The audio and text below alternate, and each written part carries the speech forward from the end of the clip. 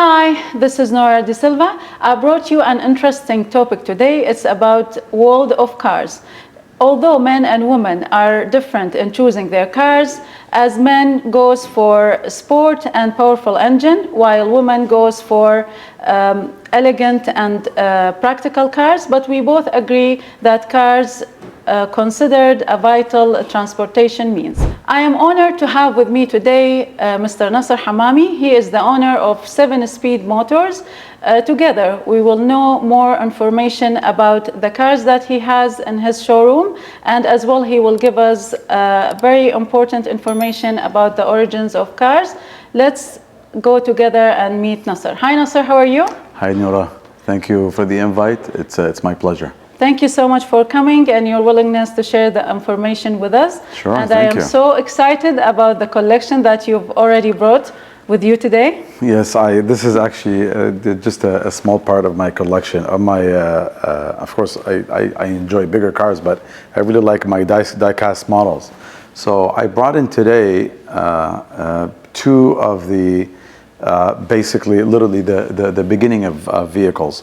So about 138 years ago, I can start with this car right here. Okay. Mr. Carl Benz invented this automobile. This is Mercedes, right? This is Mr. Carl Benz invented this vehicle back in 1886. This was named it's called basically the motor wagon. It's a tricycle, so it consists of 3 wheels. Yeah, but why it is Mercedes? His name was Carl Friedrich Benz. Where did Mercedes name came from? So the Mercedes name came, it's actually his daughter's name. Yeah. And that's why the vehicle is called Mercedes-Benz. So okay. Carl Benz and then his daughter is Mercedes. Amazing. Yes, nice. It's very cool. Yeah, what is the speed on this the top car? The vehicle consists of a 4-stroke single cylinder engine. Okay. It top speed very slow, of course. It does about 16 kilometers an hour.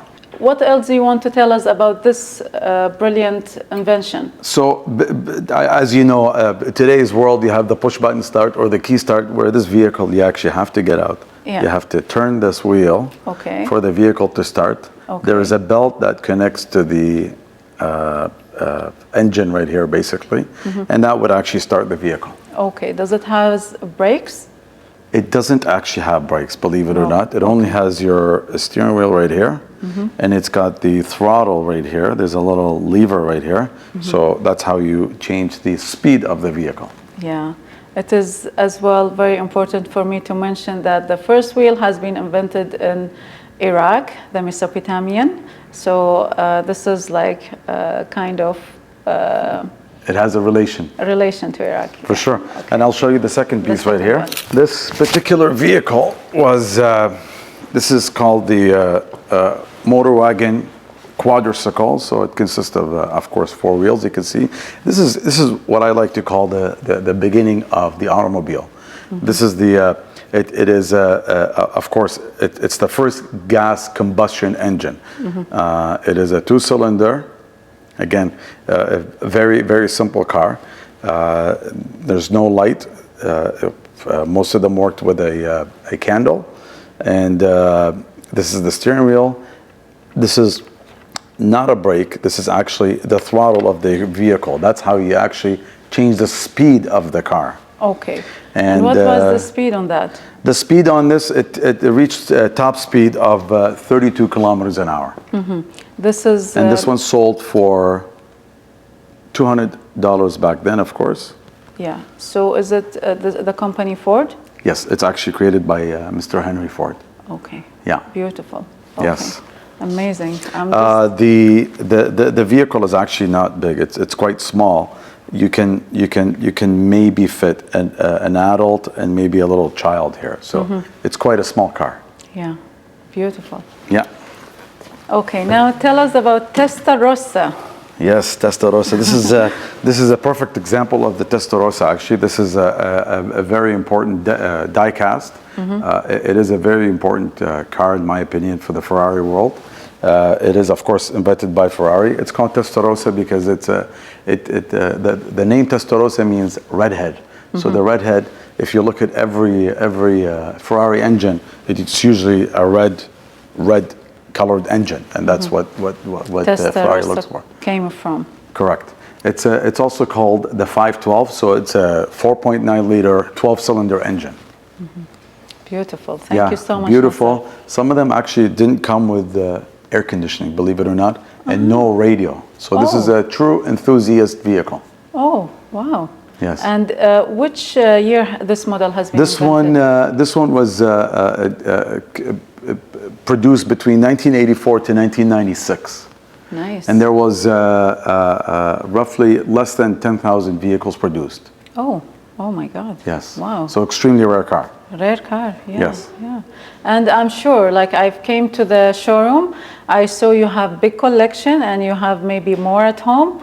Maybe next time you bring them all. Sure. And we will talk about each one of them. Sure. Why not? I have more small cars than bigger cars, yes. Okay, Nasser. Now we'll leave the history questions and we will go and start to know more about you. This episode is a combination of a success story as well as information about the cars. Of course. Okay. When did you reach Canada, Nasser? I reached to Canada in 1995. We first landed in Vancouver, and then just less than a year, we actually moved to Toronto. What did you study in Canada? I actually studied graphic design. I had a lot of interest in designing for various businesses. It could be websites, flyers, business cards. I just had the passion for it. But of course, my first passion was cars. So moving from graphic designing to owning a showroom, it is because of your passion to cars. Correct. I mean, in the beginning, I was as soon as I finished graphic design, I worked at a company where we sold advertising. Of course, you combine the passion between sales and cars, and that's why I went into the car dealerships. Yeah. Okay. What is the difference between leased cars and financed cars? The difference between finance and lease, of course, they're completely different. Finance is more of a you vehicle. It's owned by you. You decide to do whatever you like with the vehicle. The lease is you're basically renting the vehicle for the duration of between 2 to 4 years. Of course, you have to stay within the kilometers that the manufacturers give you. Where finance, you could do unlimited kilometers if you wish.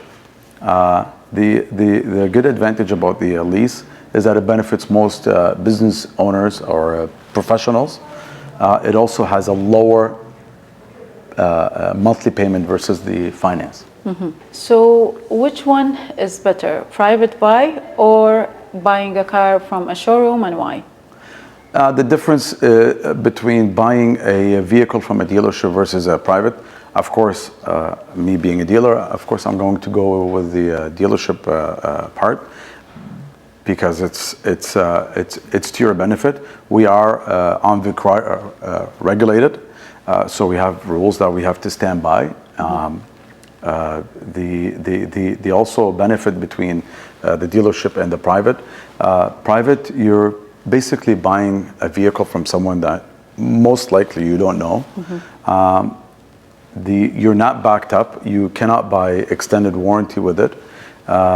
You also have to look out sometimes for things that just might show up out of nowhere, such as vehicle could have previous liens on it, and a lien could take effect even after buying the vehicle. So just because you bought the car and you did your due diligence with the MTO, believe it or not, some people can add liens on a vehicle, such as you could have a mechanic shop that add a lien on the vehicle, or you could have government putting liens on vehicle. Plus maybe other problems might show in the car and after you buy it, the guy you bought it from he would switch off his mobile or his number, or you cannot contact him again, then like how do you go back to the person? Yeah, and unfortunately nowadays with the fraud that's happening, there's all kinds of frauds. I mean, if I was to go about it, we will take days to talk about it. But the amount of fraud that's happening with the purchasing and selling, I would probably be careful of buying a private vehicle, even selling a vehicle. I would rather sell it to a dealership, and of course buy from a dealership, just to avoid all the fraudulent activity that's happening nowadays. Nasser, which one is better, the gas, electric, or hybrid cars? If you're looking for nowadays, of course, electric vehicles are available. There's different manufacturers that do electric cars. I still find it a little early to find accessible places to charge the vehicle. And I'm sure that a lot of people are still not used to the electric effect. Whether it's, some people don't have their accessible to, if they're living in a condominiums, they don't have the electric chargers. I'm still a big fan of gas, although I have to admit, in my opinion, the hybrid, so between gas and electric, that's probably your best bet if you're looking for gas consumption. But if you're a sports enthusiast, then you're going for gas. Nice. I still like the smell of gas. Okay. Yes. Yeah, because sometimes, as you mentioned, there's lots of places that they offer the points to charge your cars. If you have a longer trip, then it would be a problem, and maybe the hybrid will solve it. Would solve both. Of course. Yeah. Of course. Yeah. Okay. Which one is the best and why? Cars works on diesel or gas? So. If you're looking for a sporty car and if you're looking for less noisy of an engine, of course you're going to go with gas. But if you're looking for longevity and better gas consumption, then you would go with diesel. The unfortunate part, most companies have stopped diesel. If you want to talk about German cars, most of them stopped between the year 2016 2018. So diesel is mostly obsolete. What types of cars do you have in your showroom? We carry what I like to call them affordable luxury, so mostly German cars. That's what we're used to selling. Of course, we'll have the odd domestic and the Japanese vehicle. Okay. If a customer step into your showroom and he wants to buy a car which is not available in your showroom, would you be able to bring it? Sure, of course. We have different sources that we can buy cars from, depending, of course, on the vehicle. Yes, we can locate a vehicle. Okay. Do you have cars for people who have special needs in your showroom? Yes, we do. They're obviously called accessible vehicles. Accessible vehicles, depending on the need, they come in different shapes. Some of them have the rear entry. Some of them have a side entry. Some people with accessibility, they like to actually drive themselves.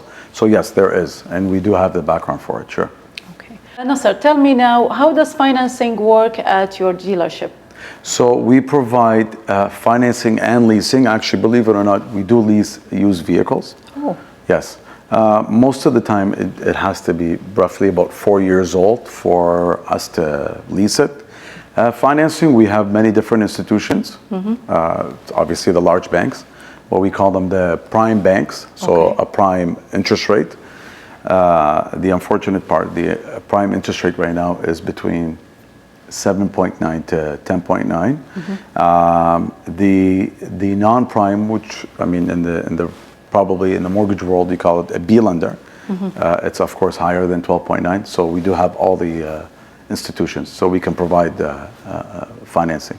Beautiful. So it is one-stop shop? 100%. We don't need to go to the bank after? We just come to your shop, no, we choose the car, and you finish up with the financing as well? Yes. Amazing. Yeah. So now, aside from all the questions that we asked, I would ask, how do you balance your time between your work and spending time with your family? I work long hours. I'm a 6-day kind of a guy. I would love to take some time off and spend it with my family, of course. I like to go on trips a couple of times a year.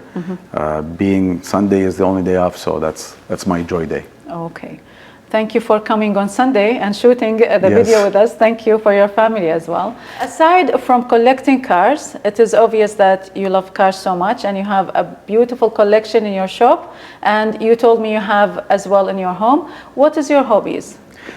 If I can get the time, I would love to watch a movie here and there, of course. Okay. In the cinema? I'd love to hit the gym once in a while if I can, if I have the time. Okay. Those are my hobbies. Perfect, thank you. And what are the ingredients of success in Nassir's recipe? Success, of course, owning a business, you go through a lot of obstacles. You go through a lot of challenges. You just have to pass these challenges. Of course, we come across I mean, I don't want to say issues, but we do come across issues. Issues. Every work has issues, challenges, of course, problems. We just don't give up. This is the thing. No, we don't give up. We continue. One door closes, there's another one open. Of course, the challenge with owning a business, of course, it's the long hours. It's you have to with the dealership, you have to keep inventory all the time. You have to keep proper vehicles. Yes, of course. Thank you so much, Nasser, for your time, for coming today to share the beautiful information about cars history, to share amazing information about cars and problems of cars. Thank you so much one more time. Thank you, Noura. I wish you all the best, and it's my pleasure. Thank you so much, Nasser. Thank you so much, my audience. I hope you enjoyed the episode as much as I have enjoyed it. Stay tuned until next time. That was Noura De Silva. Thank you.